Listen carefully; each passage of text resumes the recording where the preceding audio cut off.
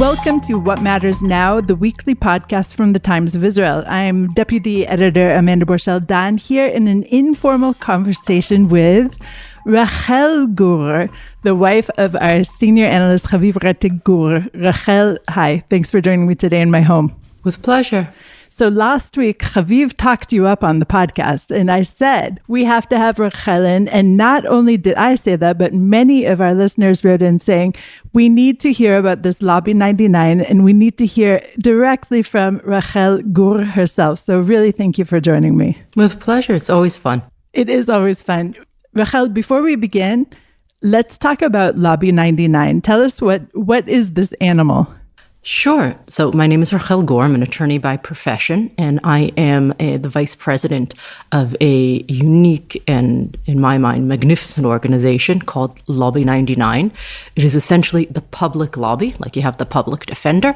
So we are the public lobby because we understand that in order to affect policy, specifically economic policy, right, how money is divided amongst the population, who pays, who receives, what decisions are made. Lobbying is a critical tool. You can be in favor of lobbying. You can think it's a good thing, it's a bad thing, but it's a fact in our political system, and in fact in all political systems, certainly in Western countries, that professional lobbying deeply can be very effective in changing or enhancing or detracting from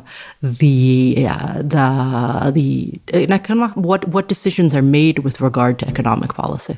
Okay, now, many perceive of lobbyists as the bad guys, but what makes you guys different, as you said, is that you're a public lobby, that the public decides what you're going to be discussing. So speak a little bit more about that. Very simple. We represent the interests of the public, the average citizen in the Knesset and in the government, so in the parliament and in the halls of power. We are actually funded. How can I claim to represent the public, right? Because we are actually funded only directly by the public itself. We don't receive a dime of government money or donor money or overseas money. In Israel, there's a lot of politics regarding what money you get when and where. But in fact, we are funded by what's called permanent crowdfunding. There are 12,000, I think as of this morning, it is 12,471 Israelis who pay us a sum of their choice. Okay, it can be anything above 1 shekel, because less than 1 shekel, I have to pay too much to the credit card company to accept it. Up until several thousand shekels, we actually have the monthly donation is capped, but it's any monthly donation of your choice, and then essentially become a shareholder in the public lobby, and you receive the right to approve our budget. Our budget is entirely transparent. In fact, you can Google it now, my name, Rachel Gur, and you can find exactly how much I make and what sort of benefits I give. So advantages and disadvantages of transparency. And in addition to voting on our budget, you actually receive the right to both propose and vote on what new issues we should address. And every year, annually or biannually, sometimes every 6 months, kind of depends on the schedule of the political world in Israel and the Knesset, which, as was well known, can be a bit chaotic. We turn towards the public directly and we say, we deal with this issue. What subset of this issue would you like us to focus on? Or what new issue would you like us to address? Because we are here for you, by the people, for the people, in the simplest and most direct means possible. What's on your slate right now? Personally, I work a lot with both I would say basically banking reform is probably one of the big projects that we're currently dealing with. We had a big win yesterday in that, and I can tell you a bit about it later. But and also the question of cost of living and basically structural reforms to the Israeli economy that are perceived and intended to make it easier to import, with hopes that indeed more competitors, more companies will choose to join the Israeli market, creating more competition and eventually, hopefully, driving the prices down. We spoke about a year ago, and I think I headlined our conversation there something around like, why is Israel so bleeping expensive? And great title. Unfortunately, we can have the same headline on this article again. I just don't understand what's going on. So you're going to break it down for us. Let's start with something that came out this week in a Channel 12 report that the food and beverages prices in Israel are 52% higher than the average among developed countries, second only to South Korea, according to comparative consumer price data released by the Organization for Economic Cooperation and Development in June. So among the prices that are high, prices for bread and grains in Israel were found to be among the highest in OECD countries at 49% above the average, with only Swiss prices coming in higher. Similarly, Israeli prices for dairy and eggs were the second most expensive among the 38 OECD countries at 64% more expensive than the average, second to South Korea. And everyone knows that we Israelis eat our dairy and eggs. Rachel, do you have any thoughts on this report? So I would look at the report from a macro perspective. Yes, it's an OECD report. It's actually new. They put out the report every few years. These are new updated numbers as of 2024. And basically the bottom line is that Israel is the second most expensive country in the developed world. We are beat only by Switzerland, as you said. And yes, the largest gaps are in the food and beverage industry. They're actually also car prices. Are also another place where we shine in terms of how expensive, uniquely expensive, Israel is. With regard to, let's say, milk, bread, eggs, I would actually put that to the side because those are products that are price controlled. Here in Israel. So it's a whole separate bag. Is the price control effective? Is it not effective? Is it helping? Is it hurting? It's a great debate, but it's kind of a very specific subset. Where I personally am more concerned are the items that are not price controlled, right? Where at least theoretically, there is a completely free market, and still these items are incredibly expensive, right? On average, the price difference for food items, we're talking about anything packaged food, right? Not fresh vegetables, fruits, or meats, but pasta, sauce, rice, tuna, and whatnot. The price gap on average is between 30 to 40%.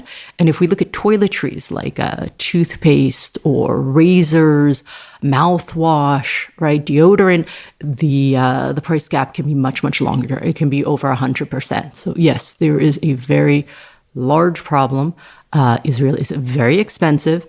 And that creates a great toll on the population. I think that this really is an integral part of the war effort. If we expect people to be in this for the long run, and as everybody knows, the situation in Israel is difficult now. One of the things that the government, that we the people need to give our population is the ability to pay its bills, to at least know, that at the end of the month, you're not in the minus, right? You have something left in your account. You're able to meet your expenses. You're able to take care of your family.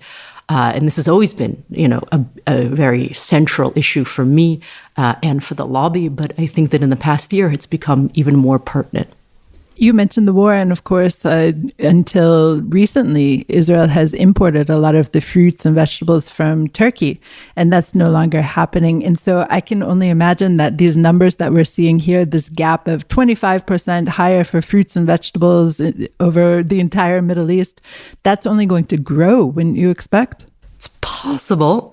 We still do actually import an enormous amount from Turkey because most of the imports for Turkey go through Greece.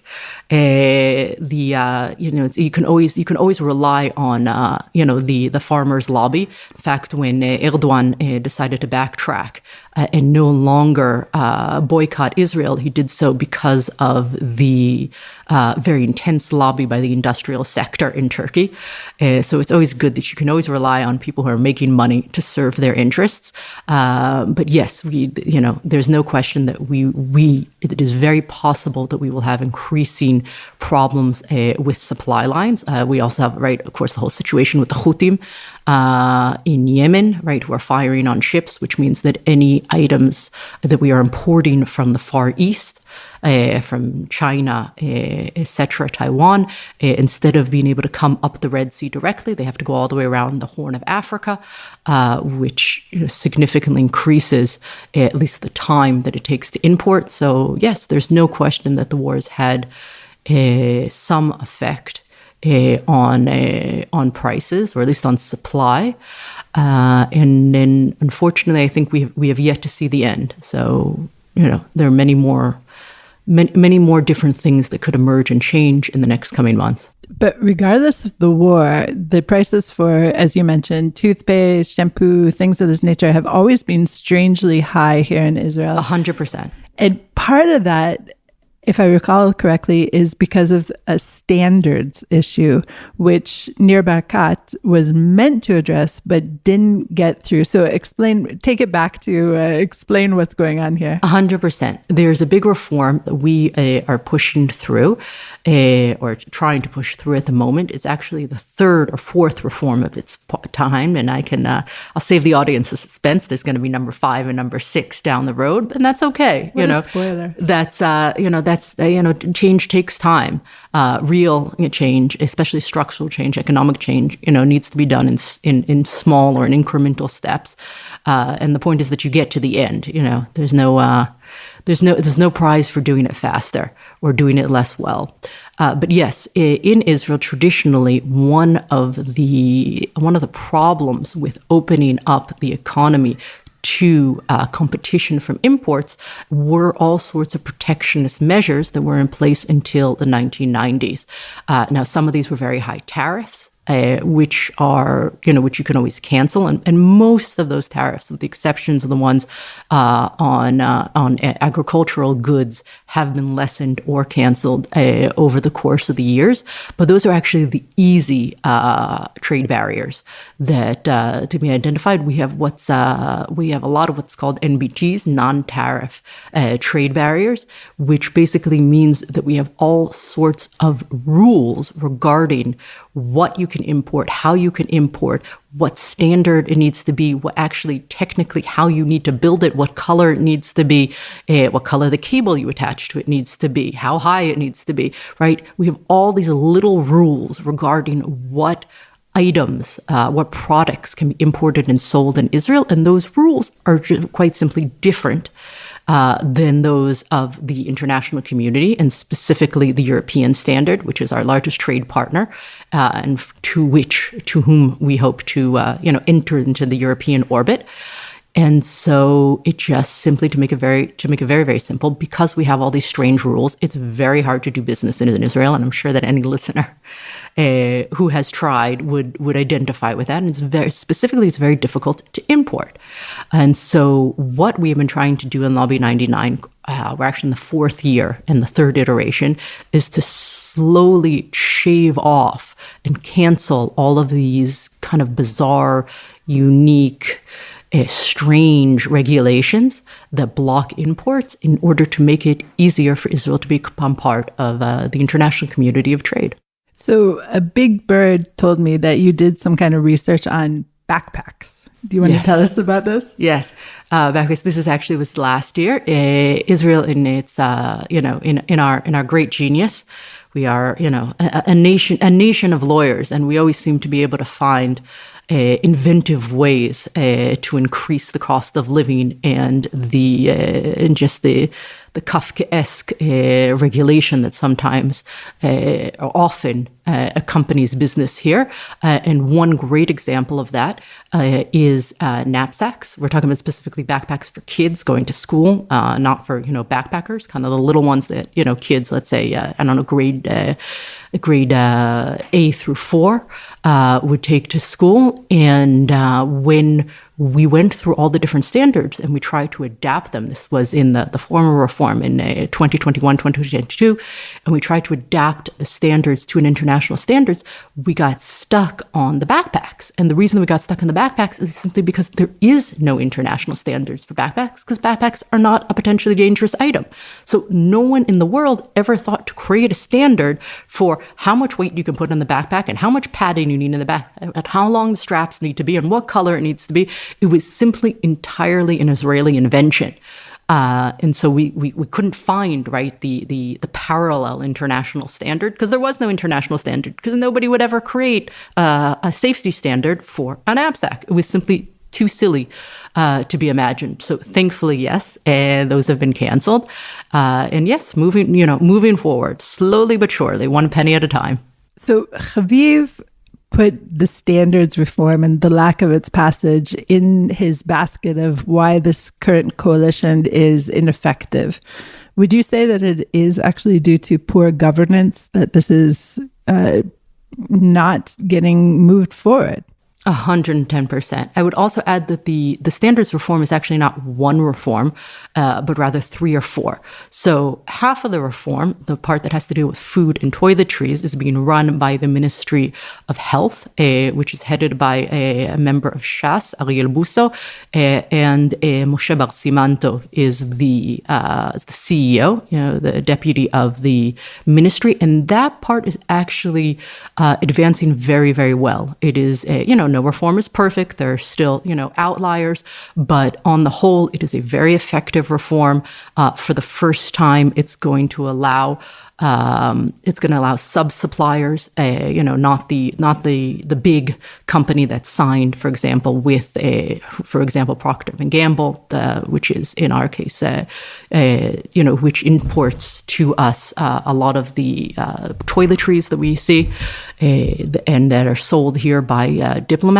And so for the first time, we're going to allow here in Israel for companies that don't have exclusive contracts but are bringing the exact same tube of Colgate to sell it here in Israel without demanding from them certification that they simply can't supply, being that they don't have the exclusive contract with the supplier in the US or in Europe or wherever it might be. So actually in the fields of food and beverages and toiletries, we're seeing a very effective reform. Of course, in the end, it matters how you apply the reform, right? What you do, in the field, not what you say in the Knesset. But at least on paper, it looks to be a very effective reform that could potentially save thousands of shekels for every family, really, for the average household here in Israel. Unfortunately, though, that is not the entire reform. In addition, there's another half, and that half is being run by the Ministry of Economy, headed by Nir Barkat. And those are the standards that are under the jurisdiction of the Ministry of Economy. And it's actually a bit of an eclectic basket from furniture and baby carriages to building materials to elevators to tampons, condoms, diapers, soap, specifically liquid soap, as opposed to solid soap. I'm not entirely sure how, in the 50s they divided up this kind of and got to this very eclectic list of goods. But anyhow, it's about 530 standards. Sometimes several standards can apply to the same items, so it's not necessarily 530 items, but the numbers are somewhat similar, and these items are under the jurisdiction of the Ministry of Economy.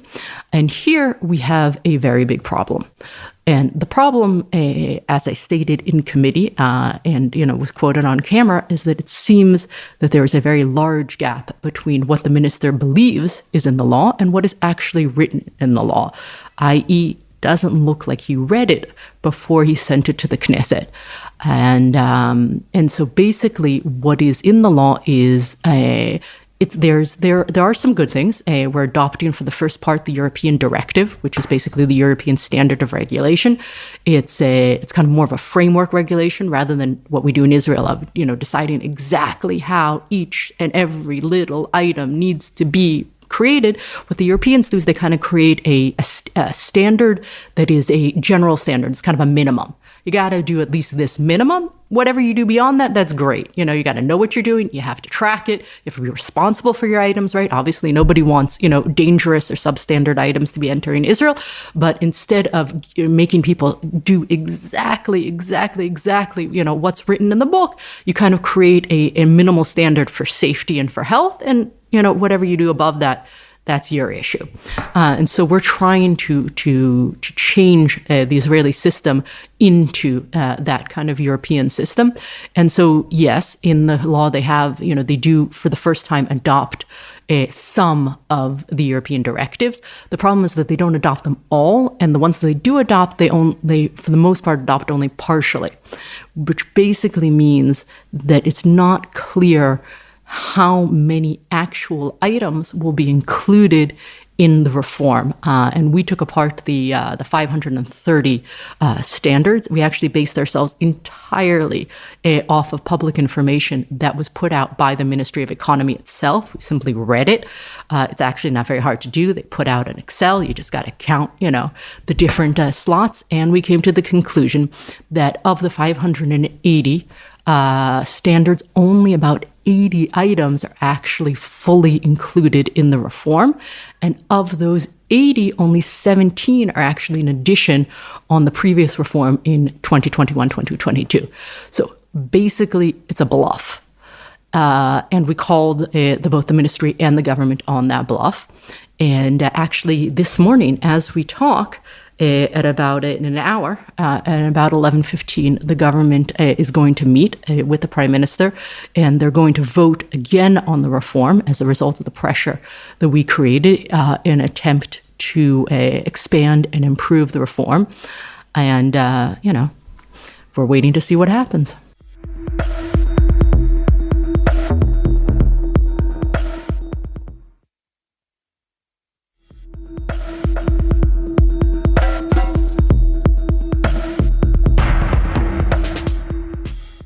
Okay, that's super interesting. And so what is your role? Let's just break this down.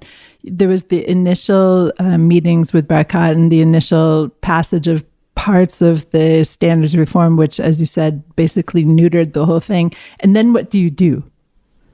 You phone them up, you start complaining, you start a media campaign in order to have it. I do everything and anything. In this sense, we realized that the reform lacked content when it was in Israel, the reform, right? Basically what happens is the government votes on a series of principles, and those principles are then turned into a law, okay? The law is then sent out to the public so that they can comment and improve. And we indeed, like many other organizations, and certainly like the entire Israeli industries and all those who are interested in blocking the reform, commented and sent in our additions and improvements.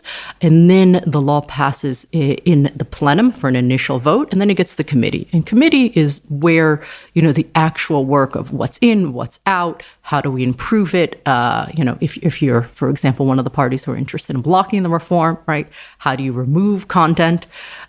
And there is where we kind of began the most intensive phase of the campaign, in essentially making the public aware that there was a very large gap between what was being presented in various media forums, specifically press conferences that were being held or have been held over the past 2 years, both by the Minister of Economy and by the Prime Minister, and between what is actually written in the law. And it's important to say, in the end, the good intentions of all those who took part are lovely, but they're not gonna, we can't make bank. They're not gonna help us when we go, on Friday to buy items at the supermarket, because in the end, the only thing that stands is what is actually written in the letter of the law, right? That's the only thing that has that is enforceable, that has any sort of mandate.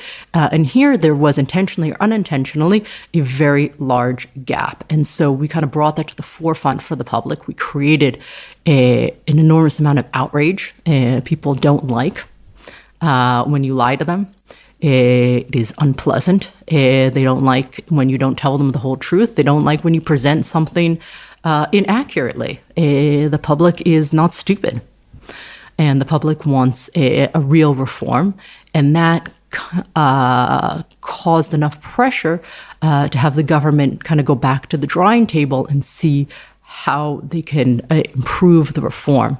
It's important to say that they're on a very tight schedule because they want to pass the reform before the Knesset goes out of session at the end of the month, at the end of July, because at least all those in government are very concerned that this current government may dissolve, or we might go to election sometime between now and when the Knesset goes back into session in early November. So there's a feeling that, you have to do the best that you can in the time available, because otherwise it might get pushed post-elections between the election period and creating the government and the coalition, et cetera, is at least a year. And another area that you mentioned is cars, essentially, the prices of cars. And is that a third area, a third ministry, essentially, in terms of the standards? That's a different ministry, yeah. That's the Ministry of Transportation. It's important to say that the creation of unique standards is one of those wonderful things that really unites all of the ministries. There's hardly any ministry that doesn't have unique standards. So, for example, even the Ministry of Construction and Housing has an enormous amount of unique standards regarding cement, regarding iron. I mean, you name it, we've managed to create, regarding the little hooks that an elevator gets attached to. You name it, we have managed to create a unique way or a unique standard for production. They also have, for example, the Ministry of Water, which is part of the Ministry of Energy, also has demands a unique standard for all sorts of cleaning supplies, home cleaning supplies. So soap for dishes, the little tablets that you put into the dishwasher, et cetera, et cetera. We have the health ministry with unique standards for tampons, condoms, all sorts of toiletries, diapers. Wherever you look, you will find, we have the Ministry of Environmental Protection that also, is part of the party. The Ministry of Energy with unique standards for electric appliances, especially household goods. Really, anywhere you look, if you start to dig, you will find a mess of regulation that is different and differs from the international standard, with the implicit or explicit goal of making importing goods to Israel simply more complicated and therefore more expensive. Right, because the goal is that Israelis will purchase Israeli products, but in so many of these things, there aren't any Israeli products, such as cars. We don't produce cars anymore and haven't for decades. So my other question is it just because Israelis know better? Yeah, maybe that's some cultural subset. Mostly, I think it's simply economic interests. You want, in the end, it's not just to protect a local industry. You have to remember that, for example, in the car industry, there's about 5 families, and they hold the import license for just about every car that enters Israel.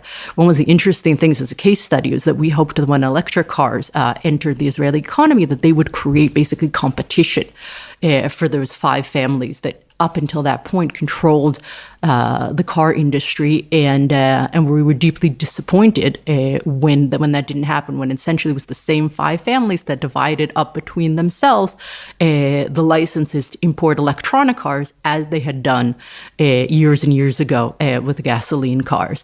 So it's important to say that these unique standards, not only do they protect local industry, they also protect large companies. That's actually probably the greatest benefiter from these kind of arcane rules, is basically that the large companies or the people who were there first, right, and who have managed to meet those standards, generally because they wrote them themselves, can continue to maintain a huge hold or essentially control of a large swath of the market, and almost any item that you pick up in Israel off the supermarket shelf. It could be coffee, it could be diapers, it could be tampons. You're going to find that 80 to 90% of the market is controlled by 2 or 3 actors. And that's simply not enough, right? 2 or 3 actors can artificially keep the prices high. And that's true across the board. Cars is an enormous market, and there we have about 4 or 5, but still it's not enough to create effective competition. And where there's no competition, prices will rise. And as they have in Israel, rise exponentially. What do you think the genesis of this is? Is it, as you mentioned, the 1950s, and back then Israel was a lot more socialist in many ways. And so once things were more privatized, these families just swooped in and they just continued on from there? Yeah, I mean, each case is different. If we're talking about, example, imports of toiletries, so Diplomat, which is one of the large, it's now a public company, but that's a new development of the last 2-3 years. Up until then, it was a family company, and they simply won the contracts because they were there first. They had cousins or friends, I forget the exact story, in the U.S. Who had some contacts with Procter & Gamble and within the American market. They actually started out as producers. They had a factory that created razors, the types you use, shave your face or your legs.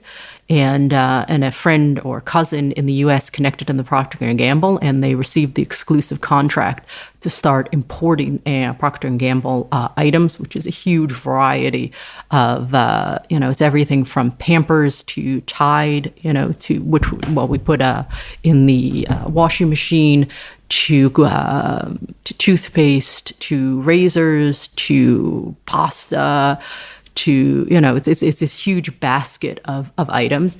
And basically they won an exclusive contract because they were there first. And you know what? That's great. I'm glad for them. They lucked out.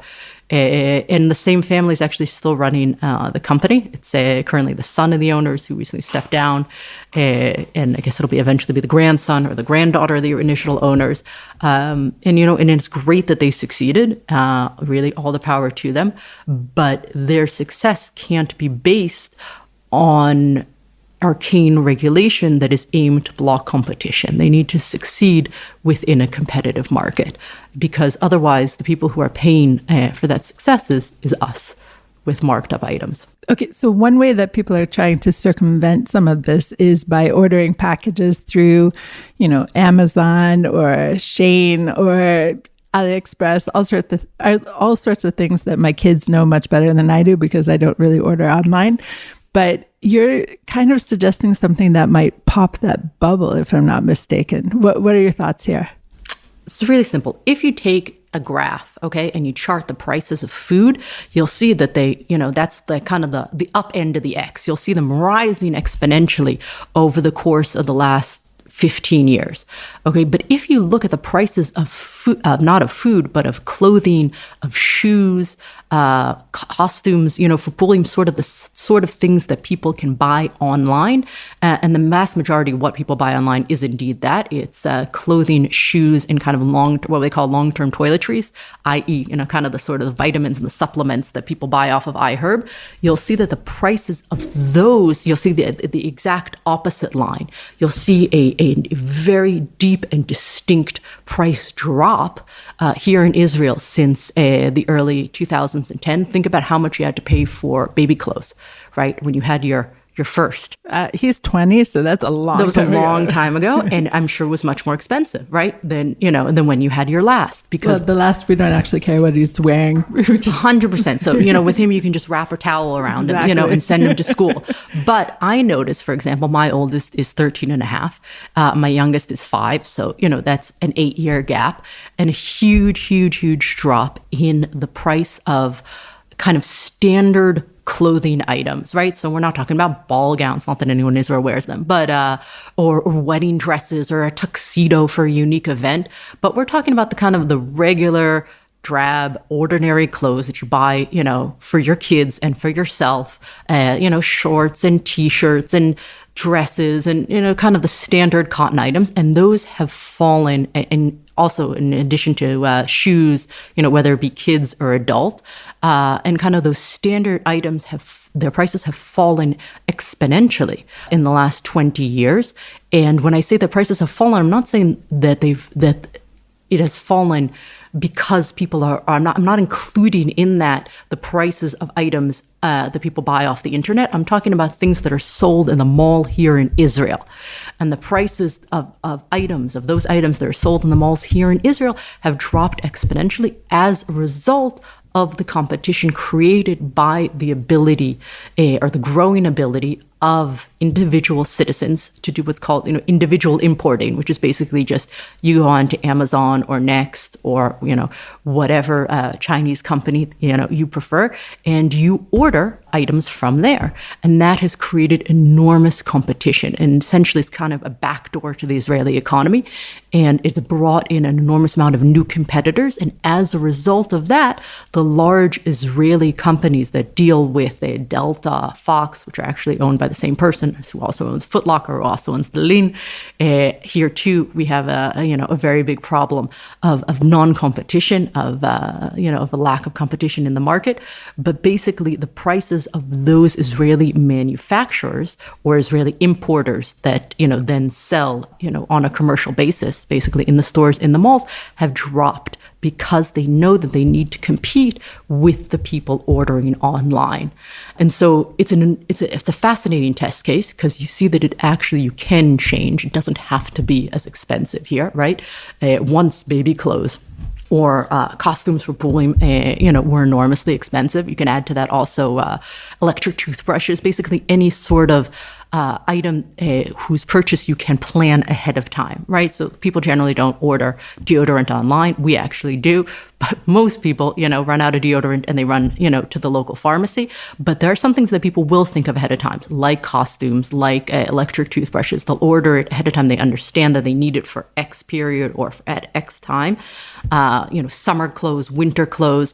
And so for those items, there has been an enormous drop in the prices here in Israel due to effective competition. So if we could create something similar with food, you can't do it with packages with food, you can't import them in boxes, but the principle holds that if we could bring in more actors, create more competition, that you would see a similar dramatic drop in the price of packaged food and toiletries. In essence, it is possible. It's been done, and it's been done successfully, and it is immensely possible. My current concern is actually that the government, one of the things that kind of lit and drove this turn to international suppliers or these large websites, Amazon, Shein, whatever, was that in 2012, as a response to the price of living protests of the summer of 2011, the government decided to raise the value of the packages that you could order from the U.S. or wherever, from basically the value of the packages that you could order and receive a tax exemption. They raised that from 50 to 75. So if you order a package whose value is less than $75, you are not obligated to pay the 17% VAT. Okay, so that's a lovely savings, but even much more important than the 17%, because generally the price gaps between what you buy here in Israel and what you buy abroad is more than 17%, right? So it would still be worthwhile even if you had to pay the VAT. The big issue is that means that then these boxes or these items that people are ordering don't get stuck in customs, right? They're streamlined. They go straight through. And in fact, one of the thriving industries in Israel has become what's called the logistics and packaging industry. It's popping up. It used to be in 2020. About 90% of the packages that people ordered from abroad went through the Israeli Postal Service.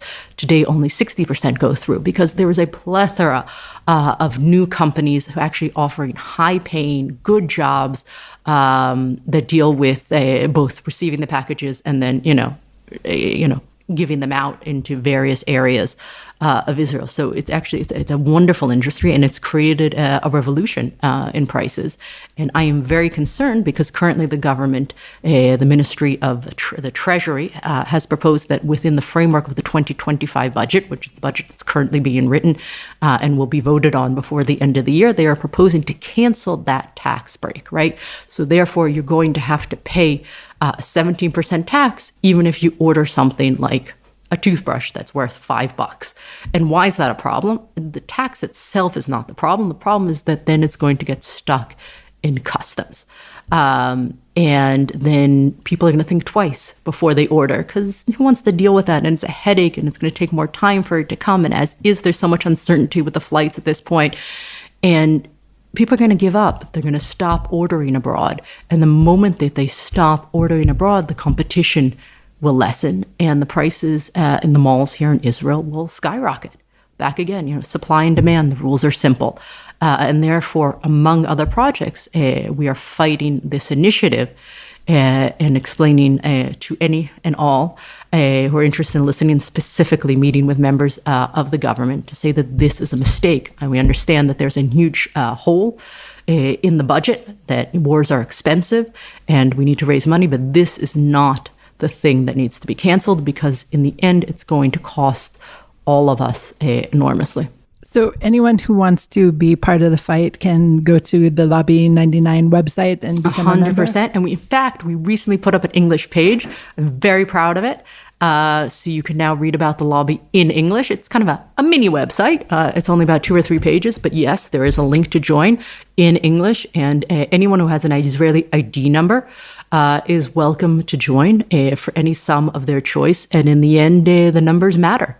The reason that no minister, can close their doors or ignores my phone calls is that we have 14,500 members. And maybe, in global terms, that sounds like a small amount, but in Israel, those are enormous numbers. Just to compare, the entire Likud party is only 120,000 people. So, if we're 14,000 and rising, and that's 120,000 on paper, right? Only about 50% of them actually show up to vote. So you figure only actually 60,000 in reality who are affecting policy. And so if we have 14,000, we already have a good chunk of that, and that gives us enormous clout. So yes, we need your voice. We need your money in the end, right? You got to vote with your wallet. You want to make change, you got to be part of it. And we need to be the opportunity to represent you, because if we band together, change is inevitable. Essentially, put your money where her mouth is. Exactly. So, Yofi. Rachel, thanks so much for joining me today. With pleasure. Thank you for having me. Thanks for listening to the Times of Israel's What Matters Now podcast. Please check out another installment next week. This episode was produced by the Podwaves. If you have any questions or comments about this or any other episode, please drop us an email to podcast@timesofisrael.com. Until next week, shalom.